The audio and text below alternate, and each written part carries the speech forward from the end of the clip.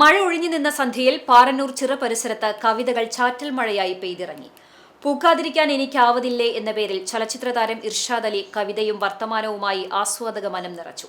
പാറന്നൂർ ജനകീയ വായനശാലയുടെ സംഘാടനത്തിൽ ചിറയുടെ തീരത്തുള്ള Arcadia resort അങ്കണത്തിലാണ് കവിതകൾ ഇളം തെന്നലായി ഒഴുകിയിറങ്ങിയത്.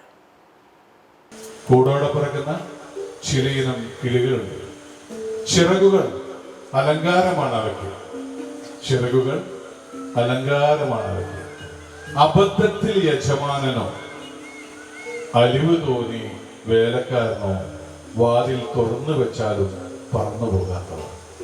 അബദ്ധത്തിൽ യജമാനനോ അലിവ് തോന്നി വേലക്കാരനോ വാതിൽ തുറന്നു വെച്ചാലും പറന്നു പോകാത്തവർ. എളുപ്പത്തിൽ നാം ഒരു ജമീല, റുഖിയ, സൈനബ, നബീസ എന്നൊക്കെ നീട്ടി വിളിക്കാറുണ്ട് എന്നാണ് പറയുന്നത്. നബീസ എന്നുള്ളത് ഞാൻ കയ്യിലിട്ടത് അതിൻ്റെ ഉമ്മയുടെ പേര്.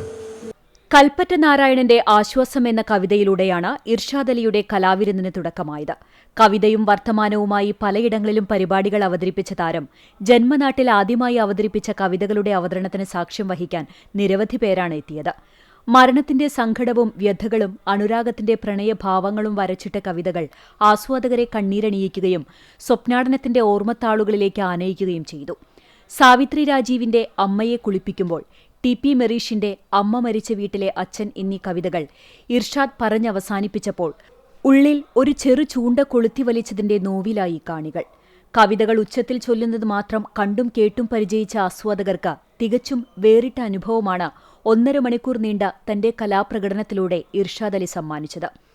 വിപിന രേവതിയുടെ പലായനം, ആർ ആതിരയുടെ തോറ്റുപോയവർ ജീവിച്ചിരിക്കുമ്പോൾ എന്ന കവിതകളിലൂടെ കാലുകളെ നനയ്ക്കുന്ന ചെറുതിരകളുടെ തലോടലും അനുഭവിപ്പിച്ച് തമിഴ് കവയത്രി അല്ലി ഫാത്തിമയുടെ മൂക്കുത്തി എന്ന കവിത പറഞ്ഞാണ് ഇർഷാദ് തന്റെ കലാപ്രകടനം അവസാനിപ്പിച്ചത്.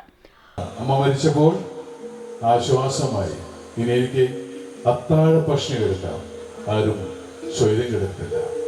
ഇനി എനിക്ക് ഉണങ്ങിപ്പാറും വരെ തല തോർത്തണ്ട, ആരും ഇഴവെഴുത്തി നോക്കില്ല. ഇനി എനിക്ക് കിണറിന്റെ ആൾമറയിലിരുന്ന് ഉറക്കം തൂങ്ങിക്കൊണ്ട് പുസ്തകം വായിക്കാം. പാഞ്ഞെത്തുന്നൊരു നിലവിളി എന്നെ ഞെട്ടിച്ചുണർത്തില്ല. മാഡ് മധുവിന്റെ കരസ്പർശത്തിലൂടെ സ്വിസ് വാദ്യോപകരണമായ ഹങ്ങിൽ നിന്നും ഒഴുകിയിറങ്ങിയ സംഗീതം കവിതയുടെ ഓരോ വാക്കിനെയും ഹൃദയങ്ങളിലേക്കാണ് ഒഴുക്കിവിട്ടത്.